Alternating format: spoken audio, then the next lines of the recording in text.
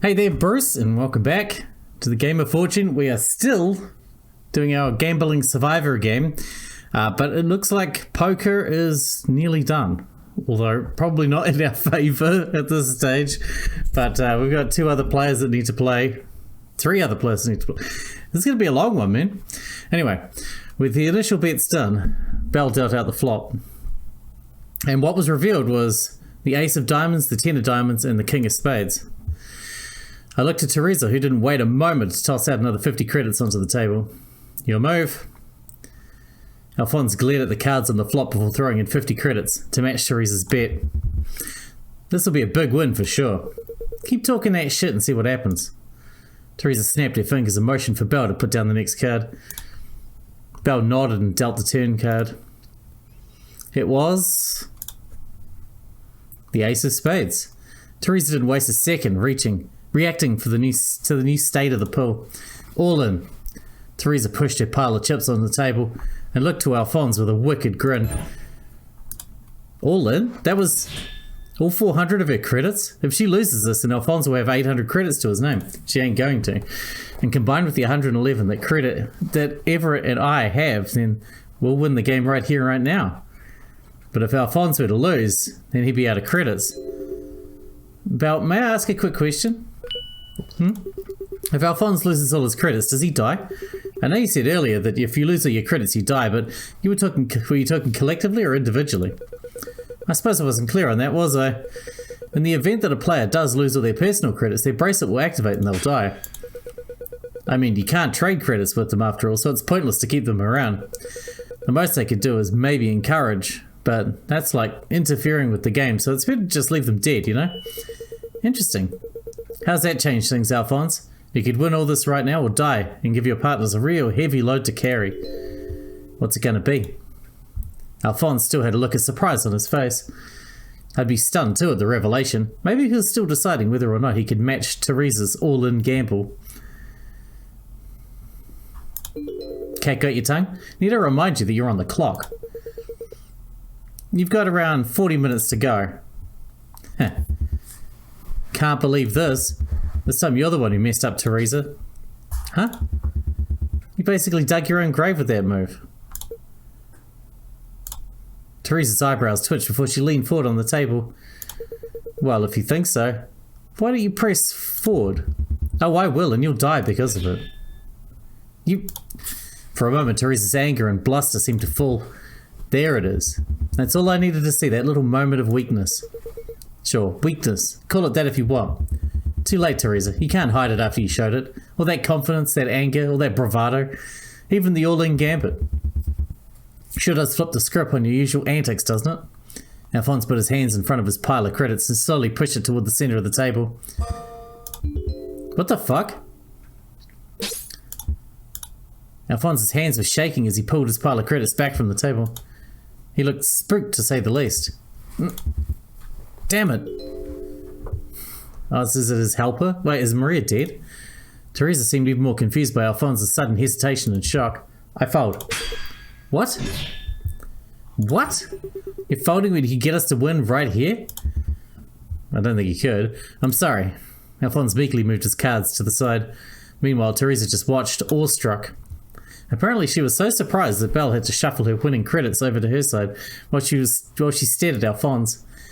And then her surprise turned to anger as she glared at Alphonse, but she didn't say anything, she just glared and then looked at the folded cards. I'm done. Alphonse picked up his credits and pocketed them before walking away from the table. He hung his head low and would barely keep eye contact with us. I got greedy there, I should have stopped when I was ahead with 400 credits. I'm sorry. Everett walked back over toward the table and picked up the cards that were on the table. An ace and a 10. He looked back to the pool of cards on the table. Are you mad? You had a full house, and she went all in. The odds that you would have lost were so slim. What, are you a coward? A full house. You had a full house and you folded. It seemed that Everett was just as furious as Teresa, who was still glaring at Alphonse as though she were beaming lasers into the back of his skull. Teresa, what did you have? Here we go. You want to know, huh? Yeah, take a look. What got you so sour? You should be happy you gave up, but... Are you serious? Yeah. I looked over at the table to see what caused Everett to be so shocked. It's got to be a fucking straight, right? A straight flush. Sure enough, Alphonse's cards were an ace and a 10, but Teresa's cards were an ace and a king. With a hand like that, Teresa would have had a full house too, but with a king instead of a 10, she'd have beaten Alphonse's hand. Got away by the damn skin of his fucking teeth. She smacked her hand on the table in frustration. You both had a full house. How'd you do it? Do what? Cheat, obviously. There's no way that you happen to get a winning hand like that while also giving Alphonse a strong hand as well. So how'd you do it? I didn't cheat. Don't lie, Teresa. The odds of getting a winning full house like that is ever. Weird things happen in poker all the time. I didn't touch the deck. Belle handled the cards the entire time. There was no way for me to cheat. Then what? Did you have cards up your sleeve before the game? No, I didn't have any hidden cards up my sleeve. I didn't have any intentions to cheat against Alphonse. Plus, I wouldn't risk something like that against Alphonse. Do you know how easy it is for him to spot something like that if you're looking for it? It's a good point. He would have been looking for it the whole time. The guy may have been playing it cool, but he had his eyes on me, checking for foul play. And here's a hint. You don't try and do obvious cheating when someone's glaring at you. And it bears repeating. I don't know what kind of cards Belle would have played. Are you saying I've been keeping cards in my sleeve for this specific moment? Then explain your attitude. The way you acted in the last hand was as if you knew that Alphonse had a hand that you could beat. And it was a strong hand. Such a strong hand that he almost went all in against you. You were betting large amounts of money before the flop, and even more when the turn was down. But the minute he backed off, you got real angry. And doubly so even after he folded. Really, you're asking that? Everett, of all people, I figured you would understand best, or is the surprise just mess with your head? Look at things from my perspective. For starters, I'll admit that I was angry. Then I got a hand of ace king with the same suit. That's a great hand, of course I'm going to bet. Then the flop comes down and I see an ace and a king. That's a solid 2 pair. What could I lose to? Well, pocket tens, pocket kings, pocket aces comes to mind. But like I said, I was angry. I was willing to take those risks. Then once I saw the ace and had a full house, I figured the odds of me losing were pretty damn low. I mean, think about it. Alphonse could have pocket aces, pocket kings wouldn't beat me. Sure, there were a few hands that could beat me, but maybe he could have gotten lucky and gotten a royal flush, or maybe he would have had pocket tens and then beat me with a 4 of a kind. But you don't fold on hands like that based on fringe odds. You take life by the balls and ride it out. Plus, Alphonse already bid 150 credits in the pot. If he folded, that was already a good deal for me. I didn't think he'd actually fold. I guess he had a decent hand himself. If anything, you should ask him what the hell made him want to fold, having a full house. That's a good point. Alphonse, why did you fold? I mean, in hindsight, I'm happy that you did, but you shouldn't have had a reason to unless you were sure that Teresa had a better hand than you. It was a gut feeling. A gut feeling? You had a gut feeling that told you to fold on a full house? You wouldn't get it. When I was about to go all in, my entire body shivered. I felt a sudden panic in my body as well. Teresa's face looked absolutely terrifying, like a phantom had possessed her face. Well, that's rude. I like to think I take good care of my face. Perhaps you were sensing my gambling intent. Gambling intent? In high-stakes gambling, you can get a feel for the flow of the game. Sense when someone's confident, when they're weak, when they're terrified, when they're confused. That's gambling intent. Maybe Alphonse could just tell that I was super confident.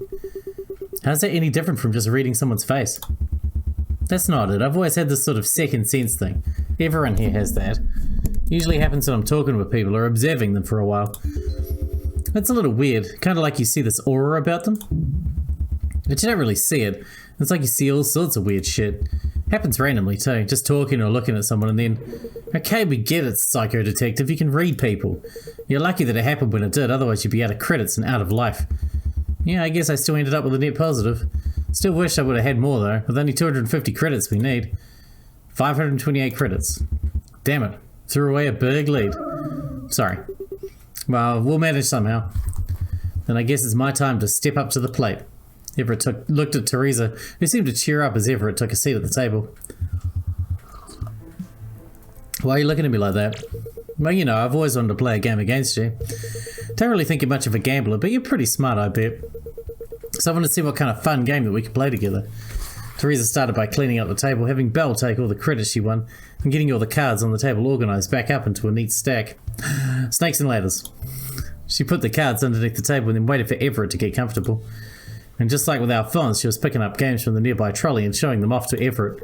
So, what would you like to play? Uno? Concentration? Rock, paper, scissors?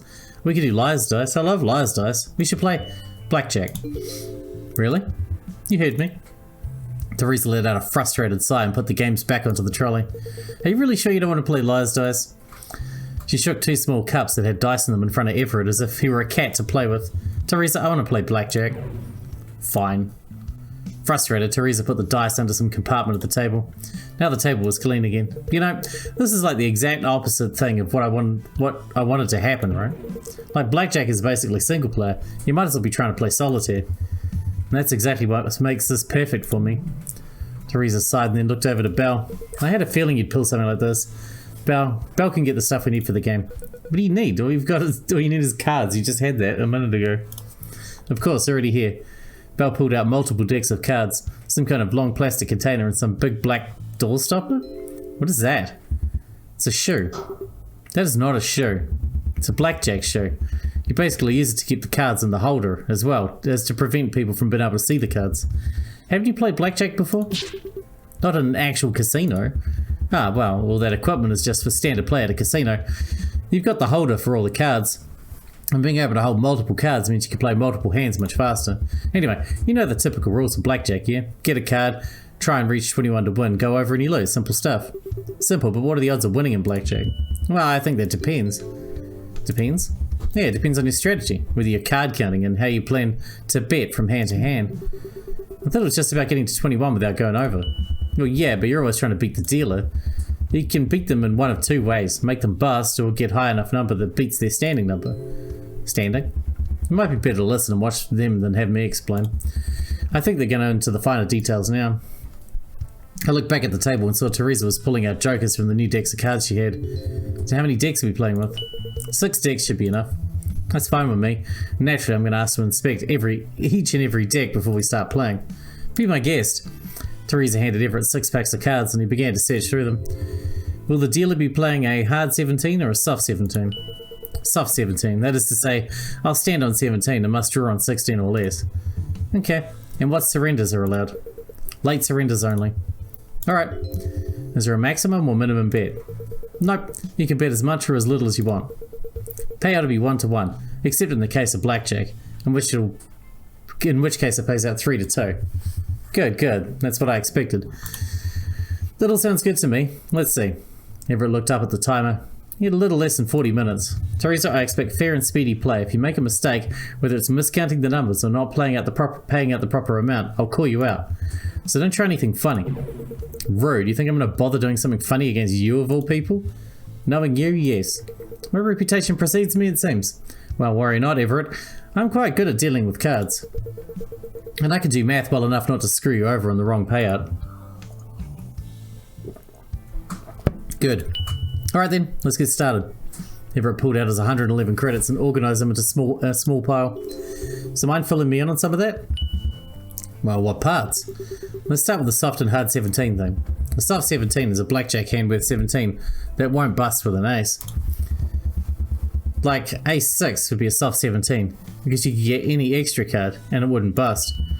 A hard 17 by contrast is a hand worth 17 that has no aces, or it has an ace but you could bust if you took another card. Essentially the rule is for the dealer. If they're playing soft 17 then they stand on soft 17. They have to keep playing cards if they have 16 or less. Okay, I think I get it. So if Teresa draws up to 16, she has to take a card. And if she draws a 17, she has to stand, even if she has an ace in her hand. Yep, that's about it. Okay, now tell me about surrenders. There's 2 types of surrenders in blackjack, early and late. Early surrenders is when you can surrender and only lose half your bet before the dealer checks if they have blackjack. Late surrender works in a similar way, but you can only surrender after the dealer checks if they have blackjack. This way favours the dealer, since if they have blackjack, you can't cut your losses. But having the option is better than never having it at all, especially if the odds are against you. I see. There are a lot of rules I didn't think about. While most people aren't serious blackjack players and just know the basics, some don't even bother double or split. Doubling is when you double your bet for a single card. Splitting is when you get 2 of the same card and you split them apart like they're separate hands, right? Yep, pretty integral to basic blackjack strategy. You seem to know a lot about this, huh? I gamble from time to time. It's fun, but I don't get hooked on it. Everett, though, I'm wondering if he is asking all these rules so that he can card count effectively. I've heard of card counting, but I don't think I fully understand it. Well, let's see what happens. No point in trying to determine if he is or isn't right now anyway. By the time we finished talking over the basic rules, Everett and Teresa were ready to play their game. Bella had shuffled a ton of cards together into a stack and handed Everett some kind of blank red card. Everett cut the deck of cards with the red cutting card, but then adjusted the deck of cards before putting them on the shoe, into the shoe, and slid it over toward Teresa. Good luck and good fortune to both of you. Both Everett and Teresa nodded at one another before finally Everett put out his first bet. Wait, there were 3 bets actually. Small bets, but bets nevertheless. Teresa dealt out 3 hands for Everett and 1 for herself. Everett made various motions with the hands on his table. Right, those are for hitting, standing and splitting. I was just surprised to see Everett playing 3 hands at a time. I guess technically there wasn't a rule against it, right? And it's just like if 3 people were playing. Still, it was kind of cool watching Everett play 3 hands at a time and just effortlessly making decisions with a glance at the cards. The game went surprisingly fast. Everett was silent, but his hands were a flurry of movements. And Teresa kept track pretty well herself, flipping over cards whenever she needed to, sliding cards off the table and readying the next hand just as quickly. She was saying numbers out loud, and Everett would nod along while looking over at the cards. She was even handing out credits quickly, so quick I could barely keep track of the amounts won and lost. It was disorienting for me, but these two seemed to be able to keep a good pace. Every once in a while, Everett would adjust the size of his bets, sometimes betting a lot more credits, and other times cutting them down on them significantly. I wasn't sure of the method exactly, but it seemed to be working a fair amount. After a few minutes of play, he was already up 100 credits. They're going really fast, aren't they? Yep, Everett's trying to play as many hands as possible. My guess is he's counting cards. Card counting, I've heard of it, but I'm not really sure how it's done. I don't have the memory for that. How can you memorize 6 packs of cards? I mean, he's all about odds, right? So if you know what's come through, you know what's likely to come up next. If you can remember everything. Just as Alphonse was about to answer me, there was a disturbance at the table. Or really, just something different than the usual play that the two were having. Everett, counting cards, are we? If this were an actual casino, you'd be given a back-off by now. Everett didn't respond and simply smiled as he continued to motion with his fingers to resume typical play. Teresa obliged, but that didn't mean her mouth would stay shut. I knew you'd do something like this, but don't you think it's risky? How many hands before your luck goes belly up? You don't have thousands upon thousands of dollars to play around with, and surely you know that you don't have infinite time to sit here and wait for statistics to go in your favour. Everett shrugged again and continued to play, but Teresa gave a simple sigh and continued handling the cards. Wait, so he really is card counting? Possibly. If he's doing it at that speed, it's impressive. Still, it's risky as hell too. If you can card count, isn't that basically a guaranteed way of winning though? It's a bit more complicated than that. Card counting over a long period of time does net you more winnings, but it's just some simple tactic. It's not just some simple tactic you can use to clean out a casino. What do you mean?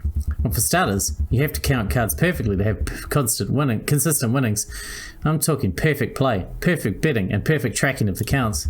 And even if you do all that, it's not a straight line to success. It's kind of like Alphonse waved his arm up and down in a zigzag pattern. Ups and downs, sometimes you'll go on a good streak and other times you just keep losing money. But over a long period of time, you should net a profit. Usually casinos will back you off or cut you off from play before you see crazy winnings like that though. So you're limited to winning as much as you can, as fast as you can. Well, that sounds like serious business. Casinos don't play around when it comes to their money. So that's what Teresa meant when she said she'd have backed him off by now, right? Essentially. Is that when they drag you out the back and beat you up with bats and stuff? What? No, you can't just assault your customers like that, though some do get rough to prevent you from trying again. But anyway, the issue here is that we're limited in both money and time. Everett only had 111 credits to start with, and at max around 40 minutes to play. That's really not that much time at all, which is why he's trying to compensate by playing multiple hands at a time. I thought that might have been enough time. Not nearly enough, no. Professional blackjack teams measure time by the number of hands per hour. He's barely getting half an hour. Well, how much do you think he can make? Well, if luck's on his side, I'd say maybe he could make around 500 credits or so. Again, that depends if he's playing perfectly. I just threw out a random number. I see, well, hopefully Everett can win that much. He's off to a good start. He's got around, what, 300 credits now? He's basically tripled what he started with. Though it looks like he's about to get through the shoe. I mean, they're going to run out of cards. Yep, which means they're going to have to start all over again. Sorry, but I feel like an idiot asking all these questions. To start what all over again? The cards. The count, yeah. Once the shoe is close to being emptied, the dealer takes all the cards, shuffles them again, and puts them in the shoe once more. When you're doing card counting to keep a track of a running count and a true count, but that gets reset when the shoe is shuffled. Okay, and then the running count and the true count are Before that, I best explain how card counting actually works. The most common count style is high-low. It works by assigning each card a value. 2 through 6 have a value of 1 plus 1. 7 through 9 a value of 0. And 10 through 8 a value of minus 1. Each time you see a card, you adjust your count. You add one, subtract one, or do nothing with your running count. Simple enough so far? Yeah, that seems real simple actually.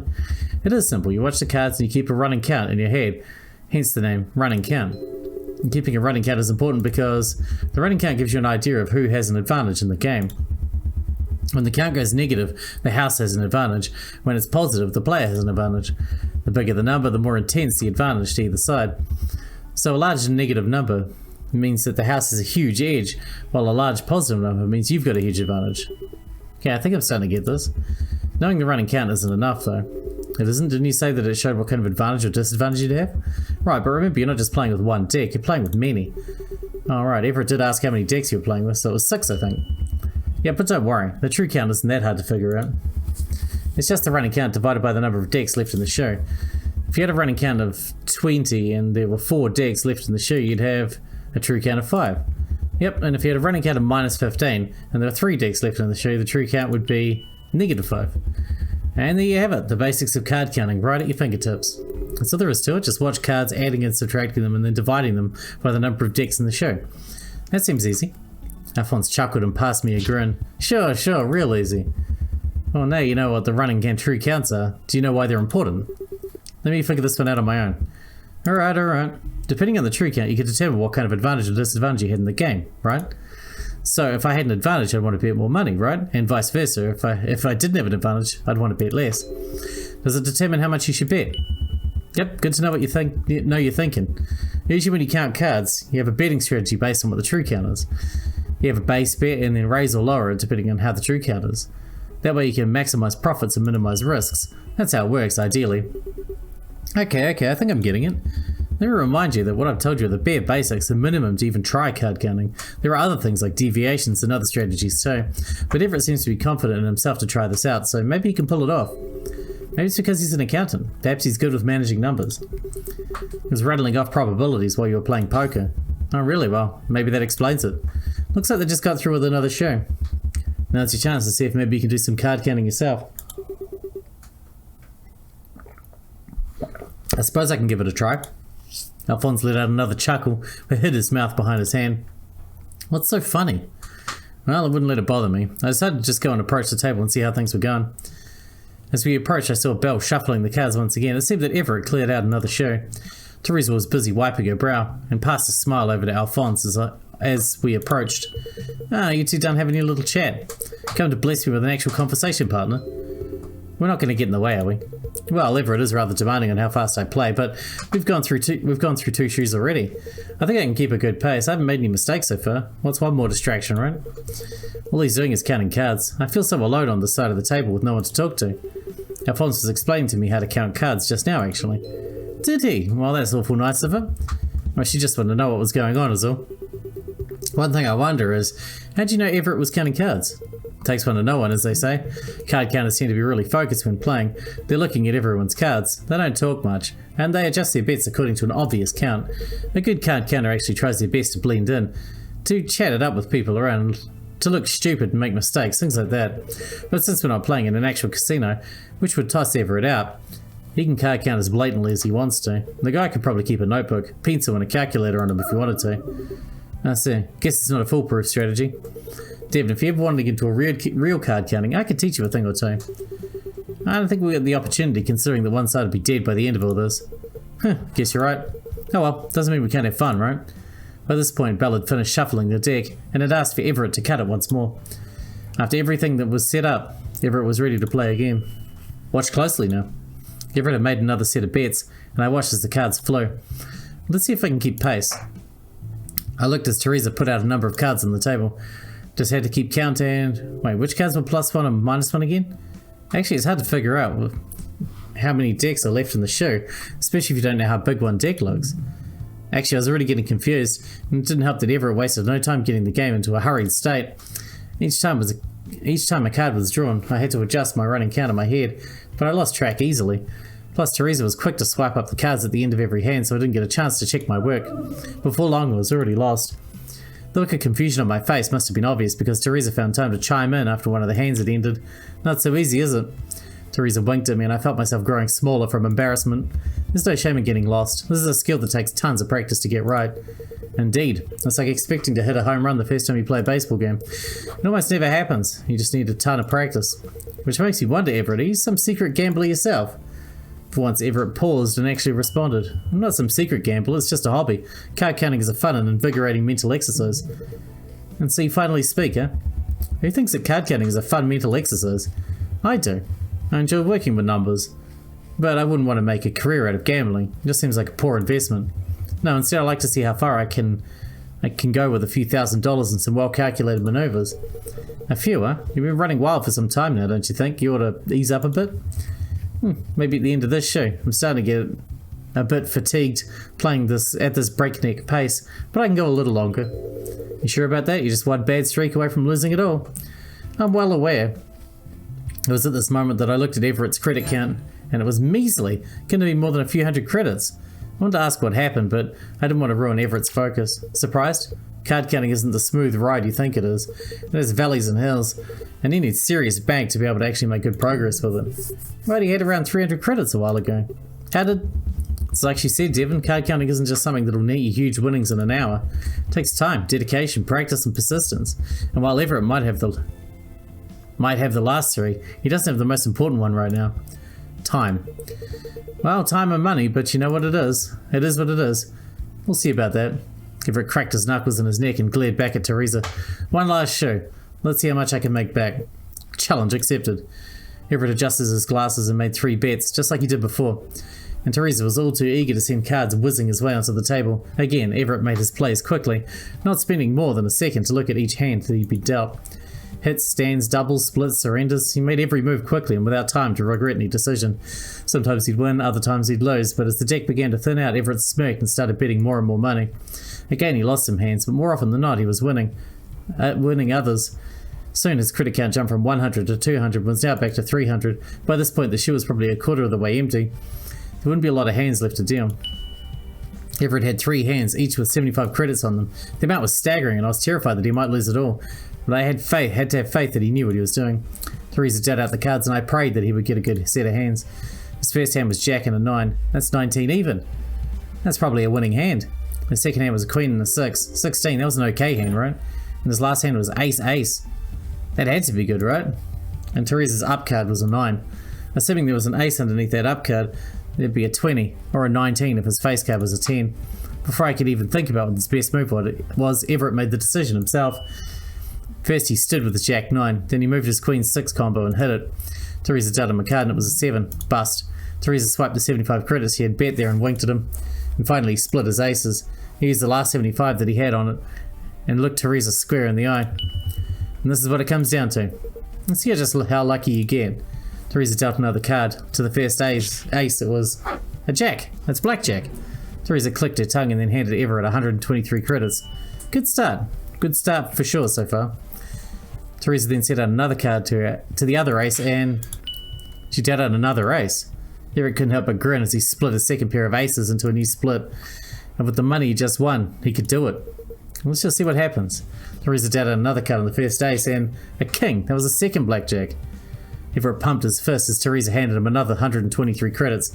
Teresa at this point seemed pissed, but nevertheless dealt another card to the last ace on the table. A queen, another queen. Triple Blackjack in one set of hands. I jumped up and down with joy and even grabbed onto Alphonse, who was even having a hard time keeping himself composed with this insane streak of luck. Teresa growled as she tossed a third set of 123 chips to Everett. He couldn't help but grin the whole way through. With all the other hands done, it was left to see what card Teresa had under her 9. It was an ace. That put her up to 20, which beat Everett's 19. Teresa let out a sigh of relief as she took 75 credits from Everett's other hand, but still that run of luck was insane. Shoot, if I'd won that hand, we'd been able to get out of here. Everett let out a heavy sigh as he rubbed the side of his head. You right there, buddy?